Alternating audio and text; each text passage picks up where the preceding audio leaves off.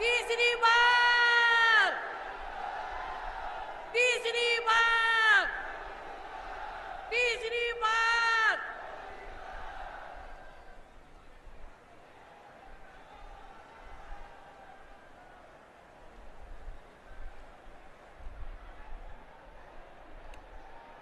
हमारे बीच में विश्व के लोकप्रिय नेता, भारत के यशस्वी प्रधानमंत्री, सांस्कृतिक धरोहर एवं भारतीय संस्कृति के संरक्षक, विकसित भारत की कल्पना को साकार करने वाले लोकप्रिय प्रधानमंत्री जी आप लोगों के बीच में आ गए हैं।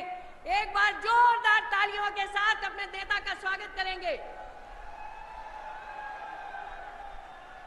फिर एक बार, फिर एक बार, फिर एक बार कहो दिल से, कहो दिल से, कहो दिल से, कहो दिल से।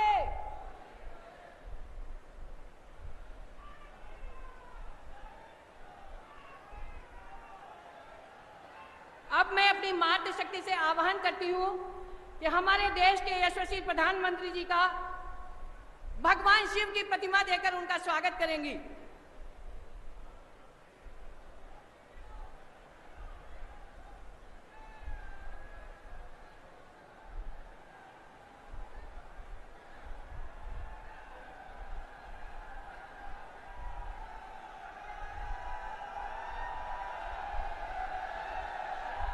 हमारे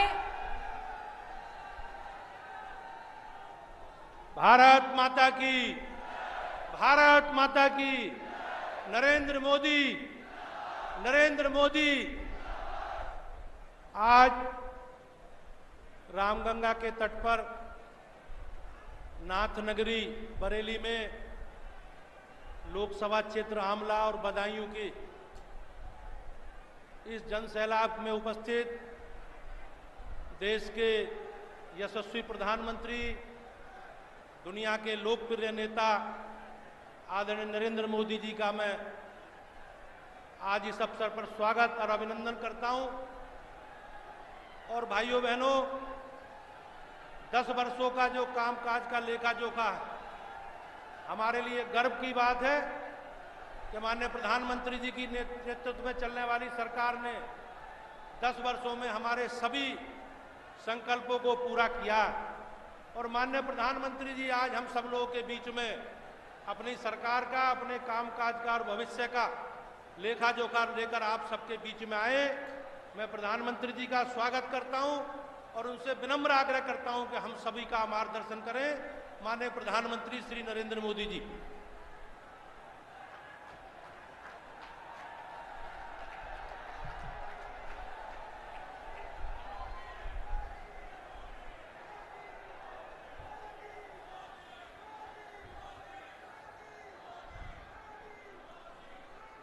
बदायूं और बरेली वालों को राम राम।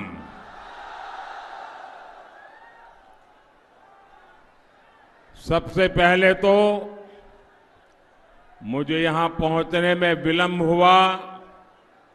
इतनी गर्मी में आप सबको इंतजार करना पड़ा। आपको जो तकलीफ हुई उसके लिए मैं आप सबकी क्षमा चाहता हूं।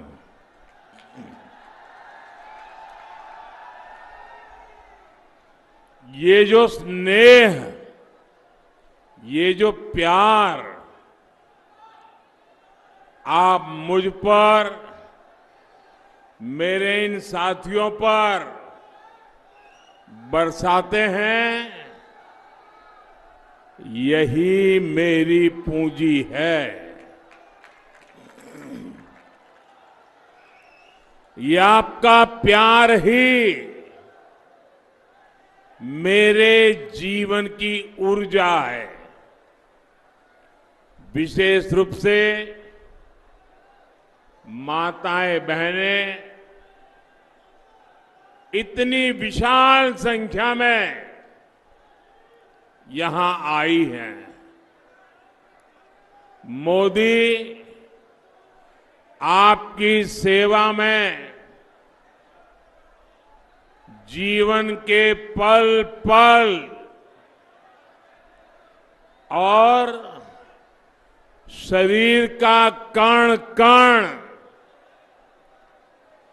आपकी सेवा के लिए खपाने के लिए निकला हुआ है।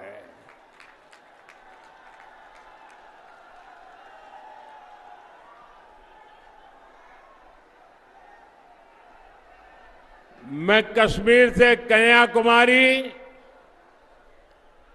हिंदुस्तान के अनेक राज्यों में चुनाव भ्रमण के लिए गया। जनसभाओं का संबोधन करने का अवसर मिला और हिंदुस्तान के हर कोने से एक ही आवाज आ रही है, फिर एक बार, फिर एक बार, फिर एक बार।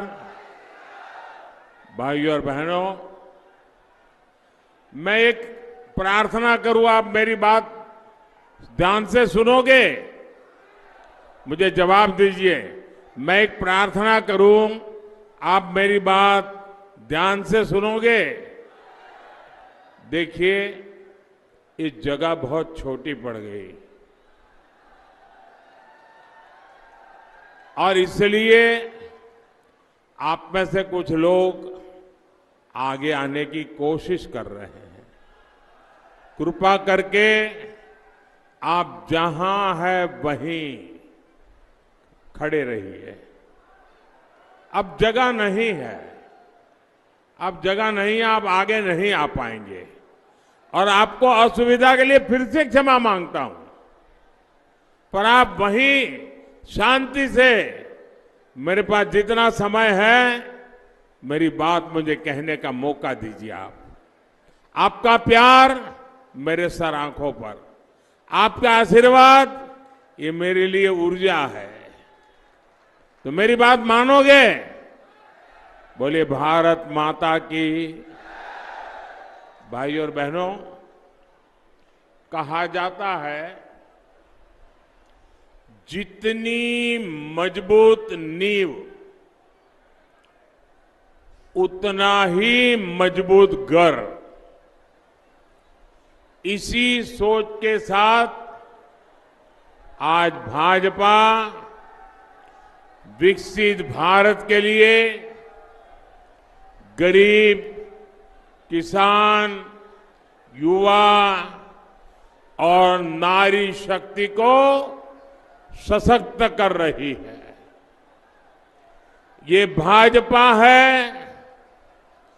जिसने बहनों को बिजली, नल से जल, शौचालय, सस्ते गैस कनेक्शन, ऐसी अनेक रोजमर्रा की आवश्यकताएं ये दिया है।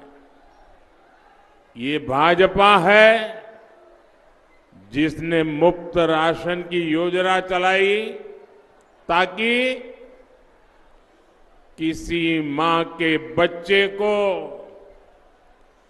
भूखे सोने की नौबत न आए।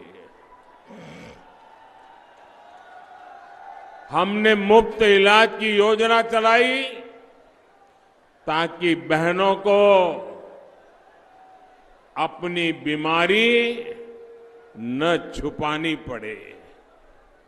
अब तो मोदी ने देश के हर परिवार के बुजुर्गों के लिए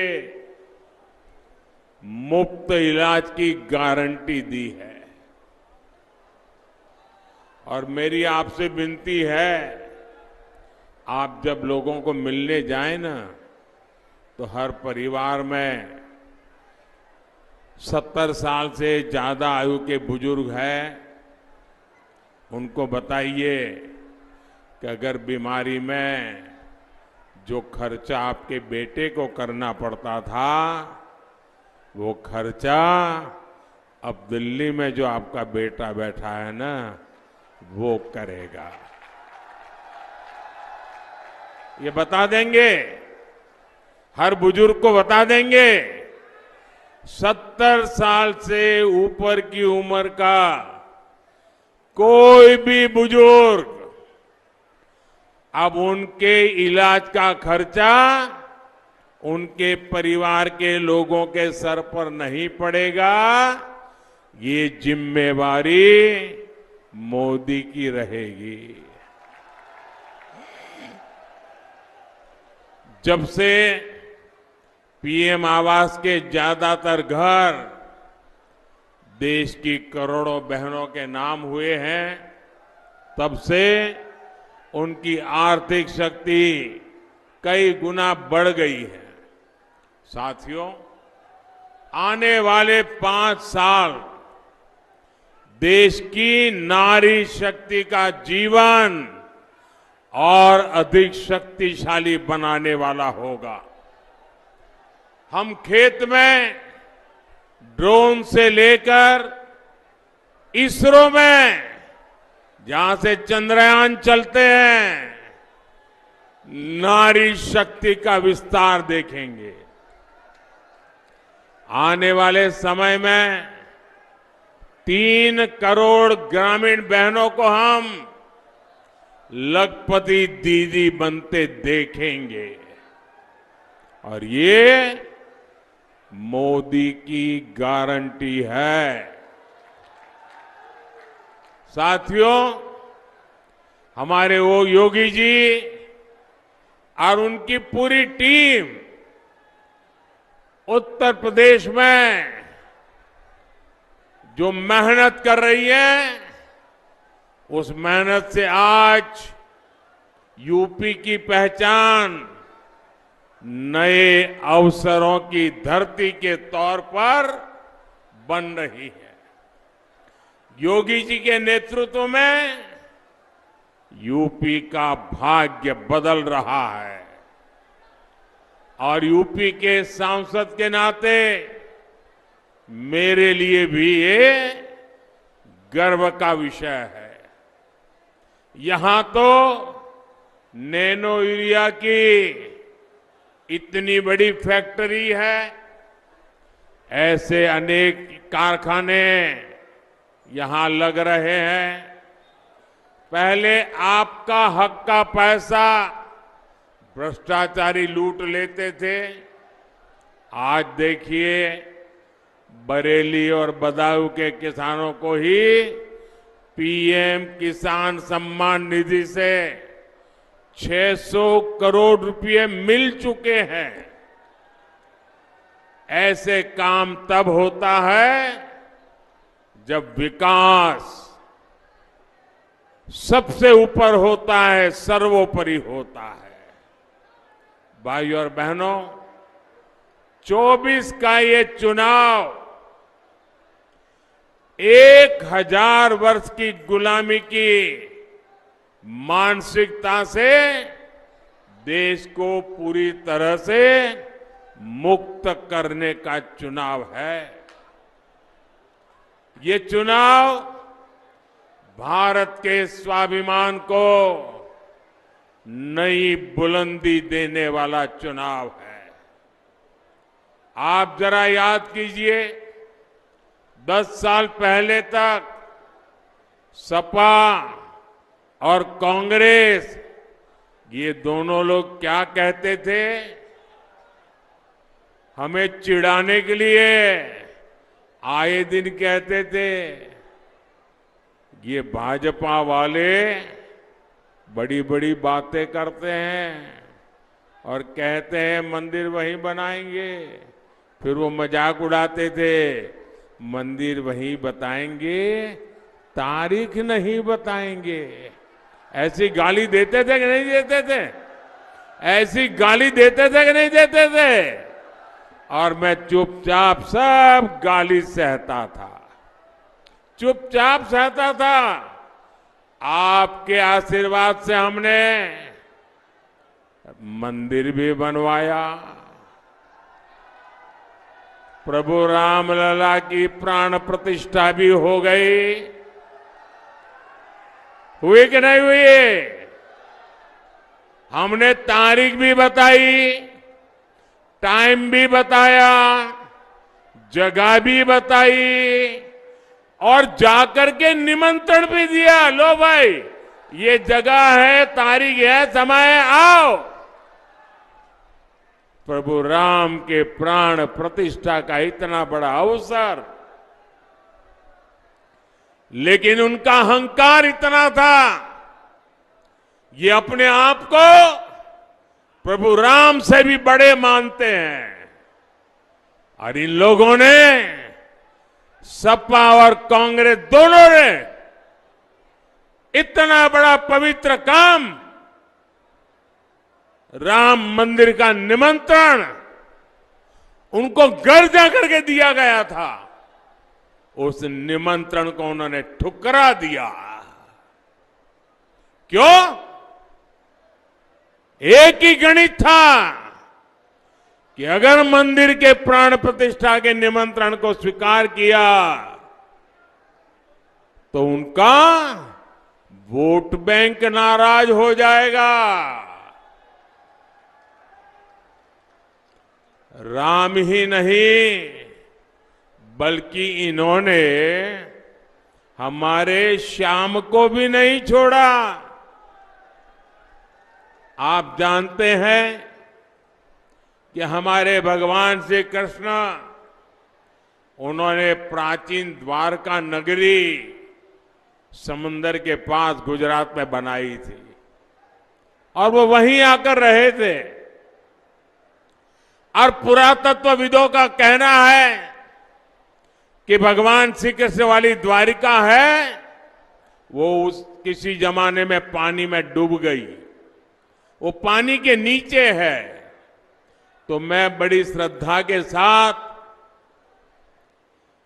समंदर में गया, बहुत नीचे गया, प्रभु श्री राम, प्रभु श्री कृष्ण के उस द्वारिका के उन पत्थरों को स्पर्श करके आशीर्वाद लेने के लिए मैं वहां गया।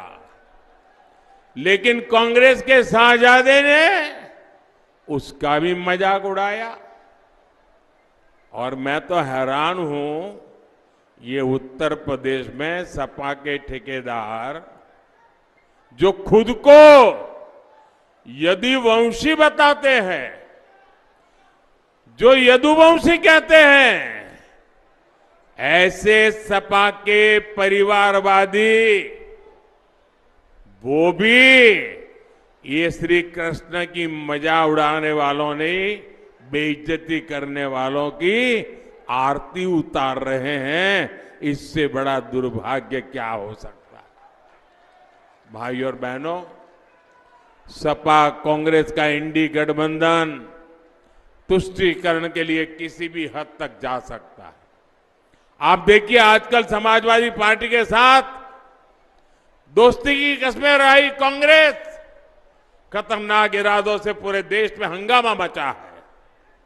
कांग्रेस का एक खतरनाक पंजा फिर देश के लोगों का हक छीनने वाला है, आपका हक छीनने वाला है।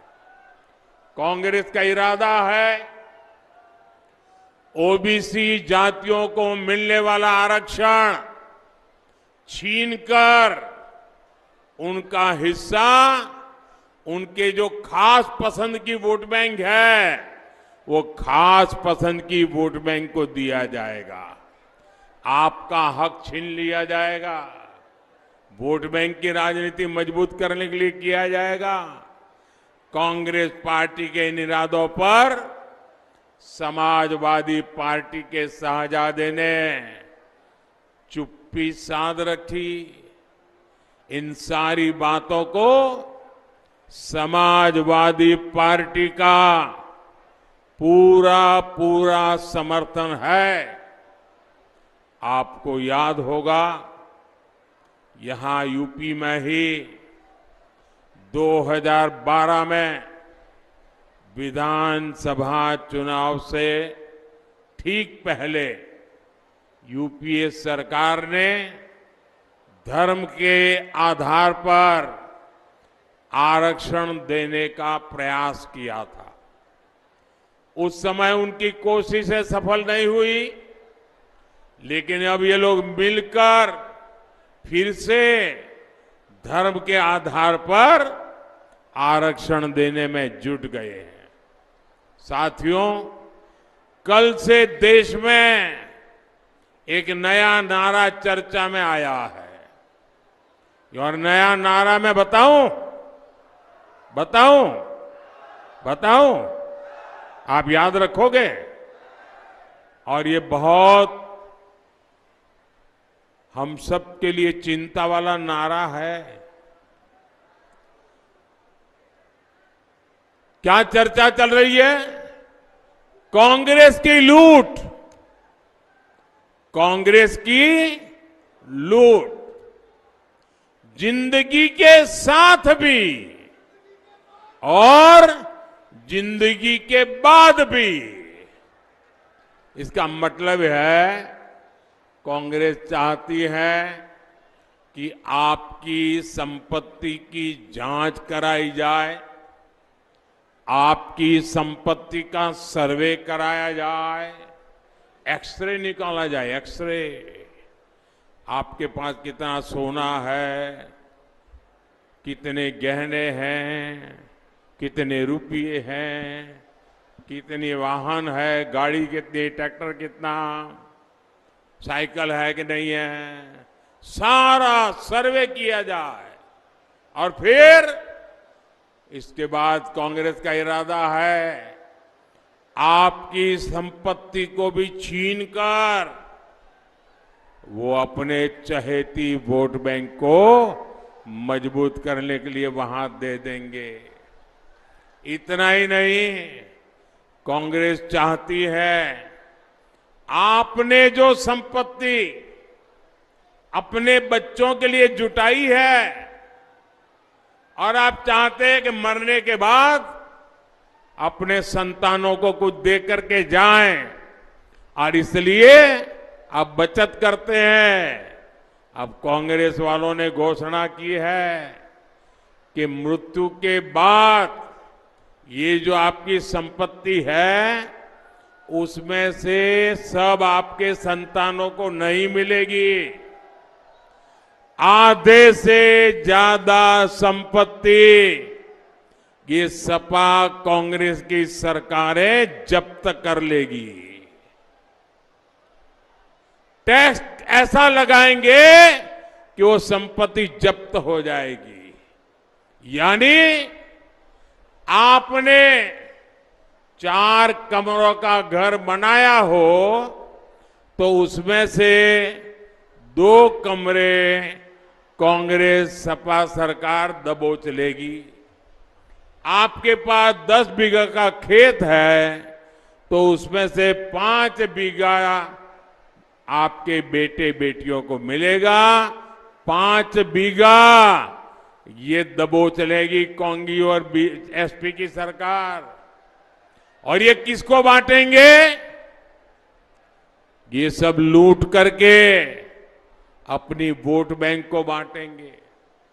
बताइए, यहां भी जितनी माताएं बहनें हैं, आप भी अपने बेटी बेटे के लिए, पोते पोती के लिए, नाती नातिन के लिए कुछ न कुछ जुटा रही होगी, इकट्ठा करती होगी। पोता बड़ा होगा तो उसको दूंगी, पोती बड़ी होगी तो उसको दूंगी। हमारे यहां हर परिवार में हर पीढ़ी के लोग अपनी दूसरी पीढ़ी को कुछ न कुछ देने के लिए बचाते रहते हैं। लेकिन अब आपकी इस बचत पर कांग्रेस की बुरी नजर पड़ गई है। कांग्रेस और सपा वालों ने तय किया है कि विदेश में ऐसा होता है तो यहां भी करेंगे। विदेश में तो महिलाएं मंगलसूत्र क्या होता है वो भी उनको पता नहीं है भाई। ये मंगलसूत्र छीनने की बात करते हैं। क्या कोई मां बहन इस देश में मंगलसूत्र छीनने देगी क्या? मंगलसूत्र छीनने देगी क्या? आप विदेशों का हवाला देते हैं, उनकी अपनी दुनिया, अपने परिवार है। दरअसल इन लोगों की नीयत ठीक नहीं है। दो शाहजादों की जोड़ी भी देखिए कैसी है। सपा के शाहजादे की जब सरकार थी तब यहां कर्फ्यू लगते थे। माताएं बहनें गहने पहनकर, मंगलसूत्र पहन करके खुलेआम नहीं निकलती थी। मंगलसूत्र छिपा के रखना पड़ता था।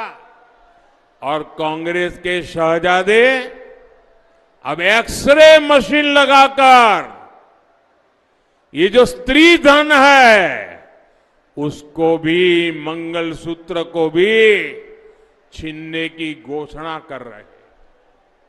और साथियों, सिर्फ आर्थिक ही नहीं बल्कि कांग्रेस का इरादा संस्थाओं का, दफ्तरों का भी सर्वे कराने का है।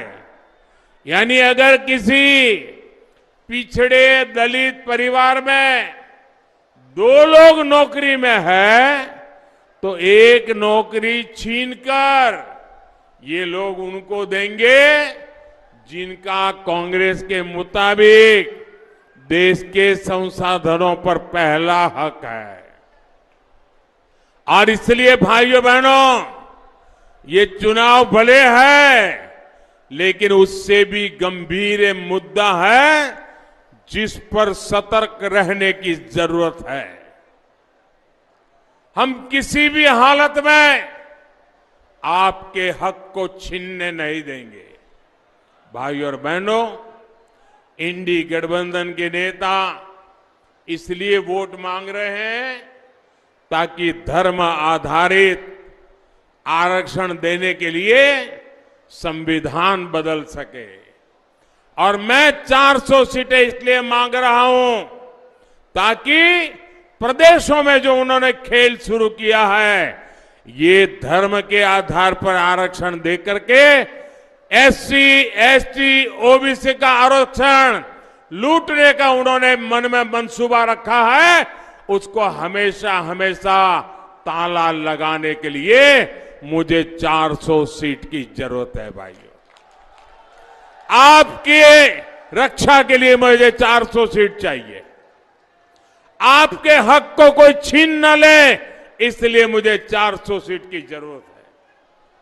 मैं यूपी के ओबीसी समाज, अपने सभी कुर्मी भाई बहन, यादव भाई बहन, मौर्य कुशवाहा भाई बहन, जाट गुजर भाई बहन, राजभर तेली पाल समाज, ये सबको गारंटी दे रहा हूं, मैं आरक्षण का आपका अधिकार कभी समाजवादी पार्टी और कांग्रेस को छीनने नहीं दूंगा। और ये मोदी की गारंटी है। भाइयों और बहनों, कांग्रेस हो या समाजवादी पार्टी, ये सिर्फ अपने परिवार का ही सोच सकती है। इन लोगों के लिए अपना परिवार ही सब कुछ है। आप इनके लिए कोई मायने नहीं रखते। आप खुद देख रहे हैं, या यूपी में सपा को अपने परिवार के बाहर का एक भी यादव ऐसा नहीं मिला जिसे वो टिकट दे सके।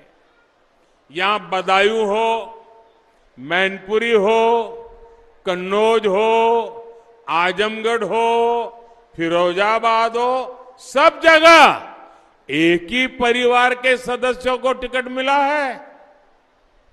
ऐसे लोग हमेशा सिर्फ अपने परिवार का ही भला करेंगे, परिवार के बाहर का कोई भी व्यक्ति हो इनके लिए कोई मायना नहीं रखता।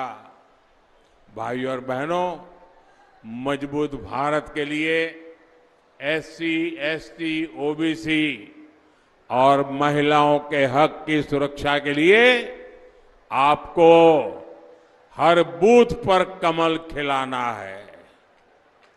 खिलाएंगे, घर घर जाएंगे, मतदाताओं को जगाएंगे, मेरी बात पहुंचाएंगे, ज्यादा से ज्यादा मतदान करवाएंगे।